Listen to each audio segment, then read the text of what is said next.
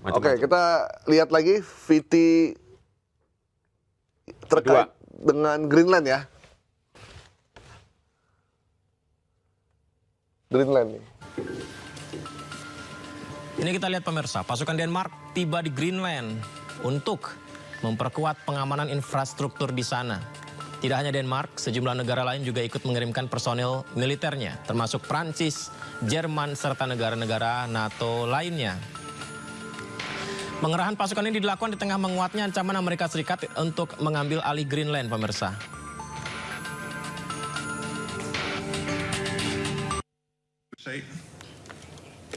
Grønland vil ikke styres af USA. Grønland vil ikke være en del af USA. Vi vælger det Grønland, vi kender i dag, og som er en del af kongeriget Danmark. Nu står vi med en geopolitisk krise, og hvis vi skal vælge mellem USA og Danmark her og nu, så vælger vi Danmark. Vi vælger NATO. Vi vælger kongeriget Danmark. Vi vælger EU. De certitudes sont remises en cause. AS ancam caplok Greenland, Prancis siap bertindak. Hal ini ditegaskan Macron saat berpidato di depan pasukan militer Prancis dalam latihan militer yang dipimpin Denmark. Sebelumnya Macron mengadakan pertemuan kabinet darurat untuk membahas ancaman Amerika Serikat yang memicu kekhawatiran di antara sekutu Eropa tentang keamanan dan kedaulatan di kawasan Arktik. Pemirsa, Macron menegaskan Prancis akan berkomitmen membantu Denmark untuk menjaga keamanan Greenland sebagai kewajiban masyarakat Eropa. Nous devons être à chaque instant déterminés. Oke, jadi Greenland itu kenapa ingin dicaplok Trump? Padahal nih negara yang ditutupi es abadi. Penduduknya juga nggak banyak. Tapi persoalannya adalah dia bahkan ekonominya dibantu oleh Denmark. Jadi ada dana penyertaan juga ke Denmark, dan mereka juga udah merasa baik-baik aja negaranya dinaungi kerajaan Denmark, dan mereka nggak pengen juga ada negara lain yang ini. Dan ternyata memang di negara yang ditutupi es itu di sana tuh ada logam tanah jarang, grafit, tembaga, nikel, emas, uranium, serta minyak dan gas yang potensial. Nah, perekonomian Greenland secara tradisional bertumpu pada perikanan dan perburuan, namun pertambangan mineral penting belum dikelola secara maksimal. Belum ditambang memang. Karena di sana ada tantangan dari masyarakat adat. Karena kalau udah ditambang berarti kan lingkungannya rusak. Nah, karena Greenland juga nggak pengen kaya-kaya banget, ditambah gitu misalnya Bohirnya juga kerajaan Denmarknya juga masih oke, karena nggak bisa disuap sama Bohir untuk bikin di sana. Akhirnya ya udah begini-begini aja. Di sana mayoritas tuh suku Inuit, dia 90% itu suku Inuit, dan menjadi pulau terbesar di dunia. Sebagian besar ditutupi lapisan es abadi dengan kepadatan penduduk terendah juga di dunia. Tapi untuk pasukan pertahanan keamanan ini diserahkan kepada Denmark. Makanya begitu dia mau dicaplok sama Trump, ya Denmark bertanggung jawab. Meskipun mereka juga tahu nggak bakal bisa ngelawan Amerika gitu. Bertahan 1 hari juga bagus ya. Nggak ada sehari, Mas. Ini 2 jam juga udah habis nih Greenland. Udah serang, habis udah. Ya mungkin nanti ujungnya tidak ada perang sih. Mungkin mereka akan kalau memang Amerika maunya apa sih? Negosiasi. Karena konon kabarnya di situ sudah masuk investor Cina untuk tambang itu. Makanya Amerika langsung marah nih. Lu nggak ngasih gue, lu ngasih ke sono gitu. Nah, karena nggak mungkin ujuk-ujuk dia tiba-tiba gitu kan. Greenland. Termasuk yang Venezuela kan, yang mengelola sumber daya, tidak hanya menjual minyak, tapi tambang-tambang yang masih di dalam itu sudah dikelola, diserahkan oleh ke Cina. Yang gitu. membuat kenapa banyak negara itu tertarik dengan investasi Cina di negaranya. Karena Cina itu ketika investasi menawarkan skema yang menjanjikan. Yang mudah lah ya. Mudah, skemanya menjanjikan, mudah, cepat. Jadi dia udah bawa teknologinya, bahkan dia udah bawa tenaga kerjanya, lu tinggal terima duitnya aja. Kalau di negara yang ketat peraturannya, mereka itu menyerahkan keuntungan dari tambang yang mereka miliki itu untuk negara. Tapi di negara yang lemah aturan mainnya, terutama di negara-negara dunia ketiga, berkembang itu sebenarnya mereka nggak pengennya mereka seperti di Eropa, G2G. Cuman kadang ini para elit di negara-negara ketiga ini, ya udah, lu bayar aja ke gua. Jadi nggak masuk negara Negara yang masuk kan kecil banget, tapi rata-rata keuntungannya dipakai oleh para elit ini. Untuk mempertahankan kekuasaan. Padahal sih sebenarnya kabarnya itu Cina nggak suka kayak gitu. Karena khawatir nanti begitu rezimnya udah nggak berkuasa, dia harus deal ulang. Makanya mereka berusaha kalau siapapun rezimnya, mereka harus jalan terus, gitu.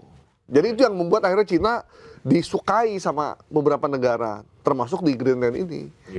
Dan skema ini nggak diberikan oleh Amerika. Skemanya mengambil terlalu banyak kali ya? Iya, kan? Untungnya kegedean kayaknya. Iya, untuk ngambil untungnya kegedean, bagi-baginya kegedean. Dan mungkin auditnya juga nggak transparan ya, jadi mereka juga nggak pengen. Tapi dengan gayanya Trump begini, artinya memang apa yang disampaikan Pak SBY bisa jadi juga ada orang yang potensial untuk memicu.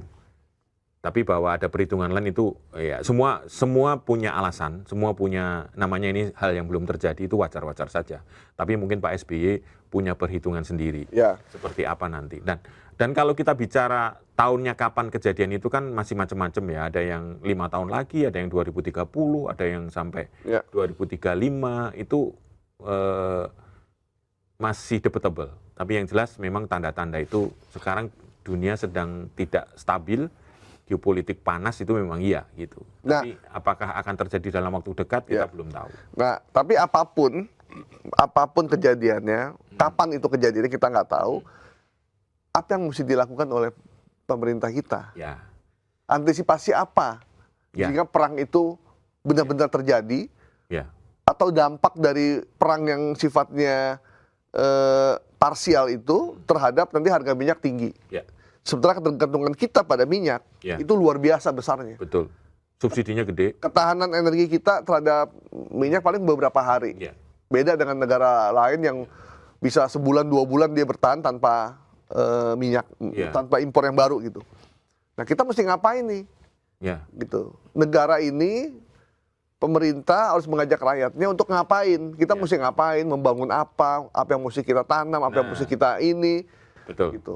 Nah itu yang kita lihat belum muncul. Belum tampak itu. Ajakan untuk bikin kemandirian dalam situasi darurat itu belum jelas tuh. Kita orang-orang kaya udah bikin bunker. Ya kan? Orang kaya udah bikin bunker. Bahkan di Singapura juga katanya bunker orang-orang kaya. Bunker kan? Udah ada identitas nih siapa yang boleh masuk dan tidak. Bahkan di Belanda katanya udah bikin uji coba ya. 7 hari di bunker. 7 hari kalau ada listrik mati, ini mati, kita mesti ngapain? Gitu. Simulasi rutin ya. Dia udah nyiapin tuh. Hidup tanpa listrik kayak gimana? Mungkin kita nggak gitu-gitu banget. Kita berharap. Persiapan. Apa persiapannya? Misalkan Kementerian Energi, kita mesti ngapain sih? Masa setiap rezim bilangnya Kementerian Energi, tapi dalam kenyataannya udah 20 tahun kita reformasi, tidak pernah ada swasembada energi. Gitu. Betul. Gitu. Kita mesti ngapain nih? Apa yang mesti kita lakukan? Ayo ajak rakyat ngapain? Tanam apa yang mesti di rumah misalnya tanam jagung, tanam cabai. Kita masih ngurusin hal-hal yang remeh-temeh. Betul, gitu. Kita lebih asik ngurusin RUU Pilkada. Sama ngurus untuk memperpanjang kekuasaan sendiri itu demen banget deh. Nah, masyarakat ketika menghadapi situasi darurat, ini kan kemarin juga rame, misalnya listrik mau mati sedunia, internet mati sedunia, itu Gen Z langsung teriak-teriak, itu bener, listrik mau mati, internet mau mati. Ya, itu yang mesti disampaikan oleh para pengambil keputusan ini, gimana melindungi masyarakat ketika perang dunia itu terjadi. Misalnya suplai pangan terganggu, ya kan? Kita masih bergantung sama gandum.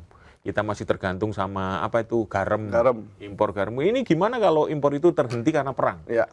Nggak ada loh yang mensimulasikan itu. Terus politik luar negeri kita seperti apa? Apakah tetap konsisten dengan bebas aktif atau seperti apa gitu? Terus stabilitas politik nasional.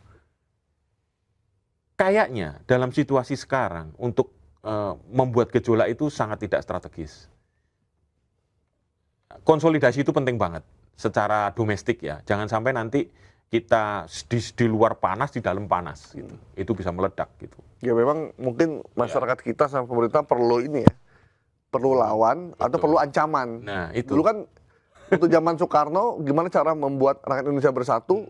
Dia bikin musuh yang namanya Malaysia. Nah. Oh iya waktu kan? itu ya. Gajang Malaysia. Orang semua kan. Singapura juga. Iya. Jadi orang lupa dengan Soekarno Bogono begini gitu. jadi perlu diciptakan juga nih Singapura. Kenapa dia bisa mandiri secara finansial, mandiri secara teknologi, dan dia bisa hidup walaupun tidak punya sumber daya, karena dia bilang kalau kita tidak kaya, kita bisa dicaplok oleh Indonesia, kita bisa dicaplok oleh Malaysia, dan kita bisa diserbu juga sama negara lain yang tetangga sekitar situ. Jadi mereka, ya kita harus kaya, supaya kita punya harga diri. Dan berhasil ya? Ya, dan berhasil. Lee Kuan Yew berhasil membuat negara kecil ini menjadi penentu di Asia Tenggara lah ya. Kita karena serba mudah semuanya, jadi malas, jadi abai. Kalau kata Coach Plus kan, lempar kayu jadi tanaman. Makanya. Gitu. Batu lama bisa jadi energi. Waduh luar biasa deh udah. Jadi memang membuat kita jadi lupa. Nah kita perlu musuh baru. Ya udah musuhnya adalah ancaman ini nih. Kita harus ngapain nih gitu. Jadi DPR, pemerintah, jangan cuma ngurusin RUU Pilpres, RUU Pilkada. Ini ada di depan mata ini, ancaman serius nih. Sedia payung sebelum hujan. Betul. Walaupun kita nggak tahu kapan kejadiannya, tapi kan harus ada persiapan. Yang namanya swasembada energi kan udah mutlak gitu. Bener. Paling cuma swasembada pangan nih kita udah. Ya pangan udah mulai. Udah mulai lah. Udah mulai. Tidak impor beras. Beras gitu ya. Nanti mungkin alternatif selain beras apa gitu kan. Ini menteri yang bagus Amran Sulaiman doang apa nih? Tapi energi ini masih harus digenjot. Iya. Mestinya dikelola secara profesional lah. Betul. Jangan politik lah. Kita tidak tahu kapan kejadiannya, tapi situasinya ini tidak biasa. Betul. Kita belum pernah melihat Amerika segila ini. Bahkan ada yang bilang this is not Amerika. Jadi orang-orang para artis di Hollywood bilang ini bukan negara gua. Gua malu jadi warga Amerika gitu. Karena ada orang dipersekusi, ada orang ditangkap, melanggar HAM. Selama ini Amerika tuh acuan untuk demokrasi, HAM dan hak dan kesetaraan gender. Tapi kita lihat ada perempuan ditembak untuk sesuatu yang tidak jelas. Nice, ya. Demokrasi juga udah diabaikan sama Trump, sehingga kita nggak lagi punya acuan. Jadi kalau ada Amerika datang, Indonesia melanggar HAM, nah, lu apa kabar? Gitu. Jadi memang acuan demokrasi sudah absurd, jadi kita memang harus menciptakan style kita sendiri. Betul. Jadi udah nggak bisa berharap dari Amerika, jadi akhirnya kita harus, ya benar juga kata Panji Pragiwaksono, kita nggak bisa berharap dari negara lain, kita berharap pada diri kita sendiri aja. Betul. Gitu, dengan melakukan swasembada dan kemandirian energi yang udah digaungkan lama tapi tidak pernah dijalankan secara serius. Ya. Oke. Gitu. Demikian teman-teman komen kita hari ini. Semoga kita bisa melewati semua dengan baik, lindungi keluarga kita, dan Indonesia tetap sehat dan baik-baik saja. Yang tidak setuju, tulis di komentar ya. Yang tidak setuju. Kalau setuju boleh juga. Oke, bye-bye. Thank you.